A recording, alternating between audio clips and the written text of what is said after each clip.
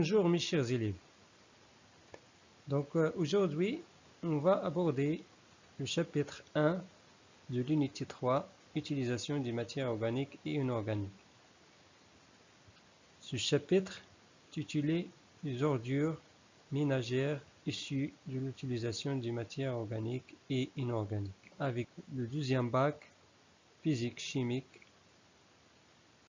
Dans l'introduction, la quantité de déchets ménagers a connu au cours des dernières décennies un accroissement rapide en raison de l'urbanisation accélérée qui a caractérisé le siècle dernier. Ce phénomène est plus critique dans les pays en développement qui n'ont pas toujours les moyens nécessaires pour les gérer convenablement.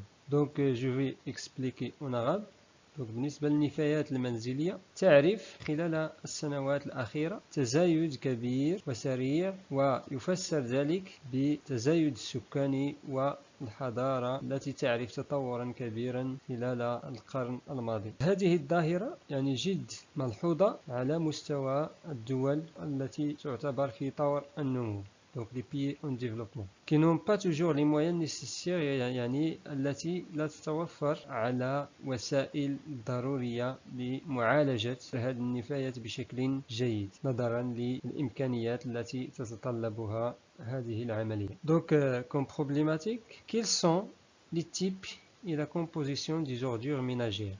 سنتعرف على أنواع وكذلك مكونات ديال النفايات المنزلية. Puis, quelles sont les techniques de leur traitement. ثم سنتعرف على بعض التقنيات معالجة هذه النفايات. Puis, quels sont les effets de ces déchets sur l'environnement, la santé et l'économie. À la fin, on va parler de l'effet de ces ordures sur l'environnement, la santé, puis l'économie. Premièrement, les types et la composition de déchets ménagers. La composition des déchets ménagers, comme vous voyez ici dans ce document, il y a des matières biodégradables, la matière organique, on a des journaux, des papiers, des cartons, on a des textiles, des éléments combustibles et incombustibles et d'autres matériaux. On a le verre, les plastiques, puis les métaux. Comme vous voyez ici, on a un classement selon le poids de ces éléments dans une poubelle.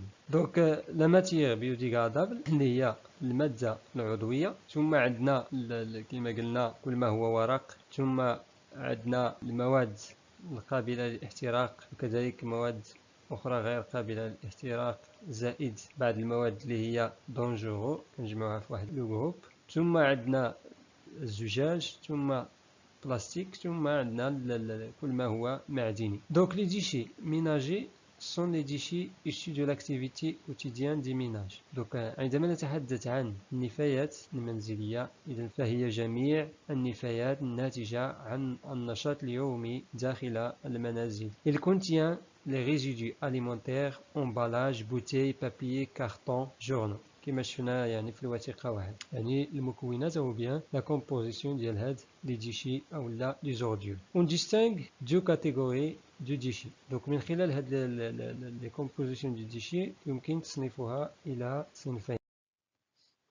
Premièrement, les déchets organiques et deuxièmement, déchets inorganiques. Concernant les déchets organiques, on a les déchets fermentescibles قابلة للتخمر ثم هناك déchets organiques غير قابلة للتخمر. بالنسبة للقابلة للتخمر هناك كل ما هو غذائي مواد عضوية غذائية الخشب ما هو خشب ثم كل ما هو ورق سواء البابي سواء لي كارطون. Puis on a non fermentescible مواد غير قابلة للتخمر مثل البلاستيك كاوتشو ثم تكستيل كل ما هو لي فيتمون. ثم عندنا لي ديشي انورغانيك. لي ديشي انورغانيك كوم لي ميتو مواد المعدنية الألمنيوم الحديد النحاس إلى آخره التي يتم رميها النفايات ثم كذلك الزجاج إلى غير ذلك من المواد الغير العضوية التي يمكن أن تتواجد في النفايات المنزلية. البروبليم كتعطينا هاد النفايات أن لا دوغي دو في ديال هاد النفايات تختلف حسب نوع النفايات. لا دوغي دو في مدة البقاء هاد النفايات في الطبيعة. إذن هاد لا دوغي دو في دي ديشي dans la nature dépend de leur nature. Donc مرتبطة بطبيعة هاد لي ديشي. Premièrement بالنسبة ليزيليمون بيوديغرادابل مواد قابلة للتحلل يعني كل ما هو مادة عضوية. المواد العضوية لي ديشي فير يعني كل ما هو من أصل نباتي بابيي كارطون إتسيتيرا. دونك كل ما هو ورق ils disparaissent en moins d'un an يعني على أقصى تقدير تختفي في أقل من سنة لأنها تتعرض لعملية التحلل. في المقابل بالنسبة للبلاستيك مثلا il faut 1000 ans pour disparaître. دونك خصنا 1000 سنة باش البلاستيك هذا الذي يتم رميه في الطبيعة لكي يختفي يعني خص 1000 سنة. كذلك إلا شفنا مثلا الزجاج المرمي في الطبيعة كيبقى في الطبيعة لأكثر من 4000 سنة. دونك هنا كنشوفوا الخطورة ديال هذه المواد أثناء رميها في الطبيعة والتأثير الذي يمكن أن تسببه لعناصر الطبيعة. Petite 2 la production du déchet. دونك هنا سنتحدث عن الإنتاجية ديال هاد النفايات المنزلية. Donc l'élimination et le traitement des déchets sont devenus une priorité. Donc بالنسبة للدول تضع في أولويتها معالجة هذه النفايات والتخلص منها بطريقة أو بأخرى نظرا لتأثيرها الكبير خاصة عندما تكون متراكمة. بالتالي لا بد من البحث عن حلول للتخلص من هذه النفايات. Dans les pays en voie de développement دائما donc في طريق النمو la quantité des déchets a passé de 300 millions de tonnes en 1990 à 580 millions de tonnes en 2005. C'est-à-dire il s'est doublé en 15 ans. يعني في مدة 15 سنة لدينا تضاعف الإنتاجية ديال هاد لي ديشي حيث انتقلنا من 300 مليون طن في سنة 1990 إلى 580 مليون طن في سنة 2005. يعني تقريبا ضعف كمية خلال 15 سنة فقط. وهذا ناتج بطبيعة الحال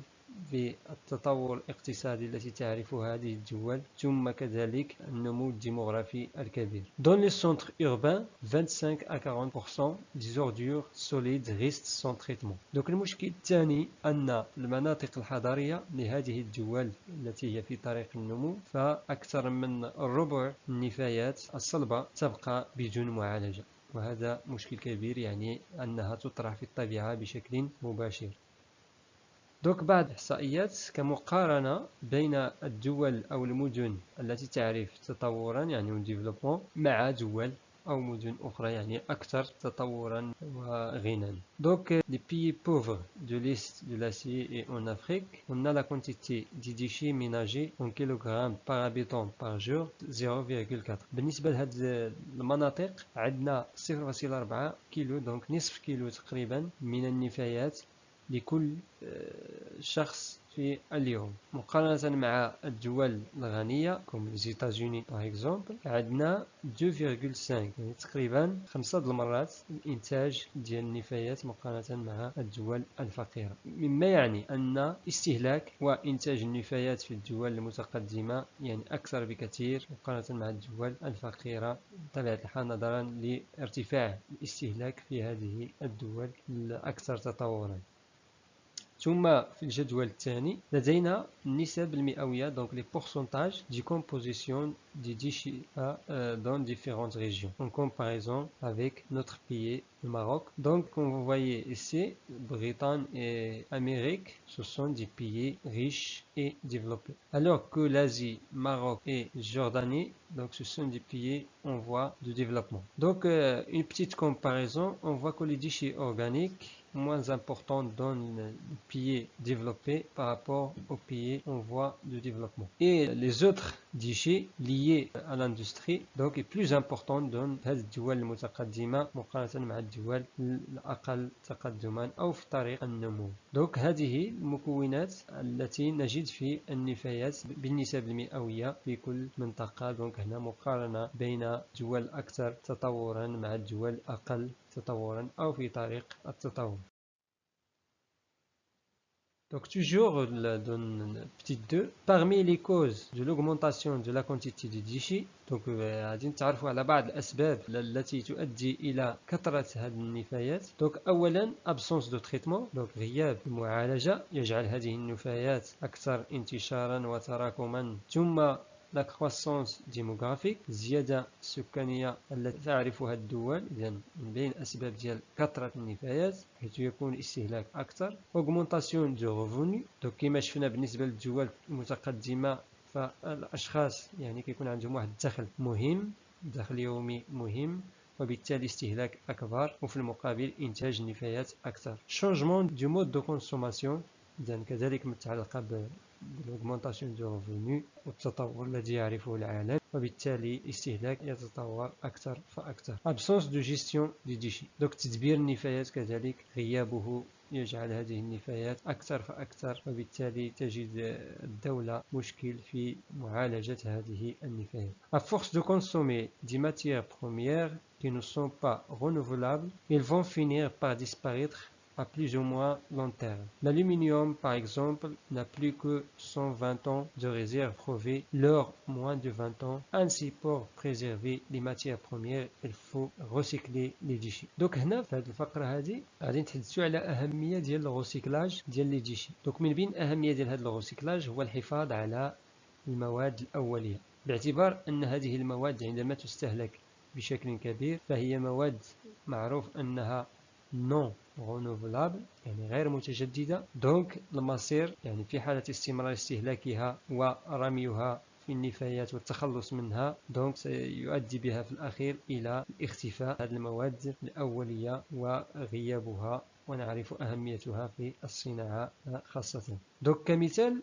بالنسبة للألومنيوم، الدراسة أعطت أنها لم يتبقى من الستوك الألومنيوم لم يتبقى فيها إلا 120 سنة، يعني ديال الاستغلال ديال هذه المواد الأولية، يعني استخراجها من يعني كمنجم ديال الألومنيوم يمكن استغلاله يعني عبر العالم فقط لمدة يعني عندنا واحد ستوك تقريبا ديال 120 سنة فقط ديال الريزيرف. بالنسبة للور موان دو 20 ans. دونك الدراسة كذلك بينت أن الذهب يعني خزان أو الستوك ديال اللور لم يتبقى فيه إلا 20 سنة فقط من الاستغلال واستخراج هذا المعدن النفيس اللي هو الذهب. وبالتالي إذا قلنا الحل الوحيد للاحتفاظ على هذه المواد ولكي تبقى بشكل مستدام durable خصنا نحافظوا عليها، وذلك يعني بإعادة استعمالها الريسيكلاج، ويعني فصلها عن النفايات الأخرى وإعادة الصناعة ديال هذه المواد. دونك في الفقرة رقم 3 بتيت 3 لو تري، دونك عملية الفرز. هنا غادي نتحدثوا على عملية الفرز وأهميتها. دونك بالنسبة لعملية الفرز كما تعبر عن هذه الوثيقة، دونك comme vous voyez dans ce document, donc on peut trier les déchets en catégories. Par exemple, on a ici tout ce qui est bouteilles en verre، يعني كل ما هو قنينات زجاجية، ثم هنا كل ما هو بلاستيك، ثم عندنا كل ما هو ورق، ثم لا ماتيير اورغانيك، اذا الماده العضويه كما كتلاحظوا كل وحده كنخصصوا لها واحد لا بوبيل بلون معين. دونك هذا ما يسمى بعملية الفرز. يتم فرز النفايات حسب طبيعتها أو حسب طبيعة المواد التي تركب هذه النفايات. Donc le tri des déchets consiste à séparer les éléments en fonction de leur nature. Donc الهدف من هذه العملية ديال التري هي أن نقوم بعملية الفصل بين المواد حسب طبيعتها، كما قلنا الزجاج بوحدو، البابي بوحدو، ثم البلاستيك بوحدو. كذلك يمكن اعتماد على دونجوروزيتي ديال هذه المواد للفصل فيما بينها. مثلا يمكن اعتماد واحد لا بوبيل بور لي زيليمون تري دونجورو اللي هما لي ديشي توكسيك. اذا كاين بعض المواد اللي كتكون في هاد لي ديشي اللي هي سامه، وبالتالي يمكن عزلها عن باقي المواد الاخرى الموجوده في هاد النفايات. دونك هاد لو تري دو ديشي سو في اون دوز ايتاب. Premièrement à domicile، إذا في المنزل، يعني هذه العملية ديال الفرز تبدأ في المنزل، وبالتالي في المنزل يمكن تخصيص أماكن لجمع هذه النفايات حسب طبيعتها. وهنا نتحدث على تري سيليكتيف، donc séparation des déchets selon leur nature à domicile. وهذه العملية يقوم بها لو كونسوماتور، دونك المستهلك اللي هو كذلك المنتج لهذه النفايات. ثم في المرحلة الثانية يتم فرز هذه النفايات على مستوى مراكز الفرز، donc centre de de trait. Donc il s'agit d'un travail réalisé par des ouvriers spécialisés à l'aide de machines automatisées. Donc هناك أناس يعملون بهذه المصانع بهذه المراكز ديال الفرز. Donc ils sont spécialisés متخصصين في هذه عملية الفرز وكذلك يستعملوا آلات متطورة وخاصة بهذه العملية ديال الفرز يتم بواسطتها فرز كل مادة حسب طبيعتها الورق لوحده ثم الزجاج ثم المعادن وهكذا والهدف هو le recyclage. Donc les matières premières récupérées sont transférées aux unités industrielles de traitement et de recyclage. Donc هذه المواد عندما يتم فرزها في هذه المراكز يتم إرسالها بواسطة شاحنات خاصة في اتجاه في المصانع ديال معالجة هذه النفايات وإعادة تصنيعها من جديد والاستفادة منها. Donc, merci pour votre attention, mes chers élèves, et à très bientôt avec la deuxième partie de ce chapitre. N'oubliez pas de liker, partager et surtout d'abonner. À bientôt.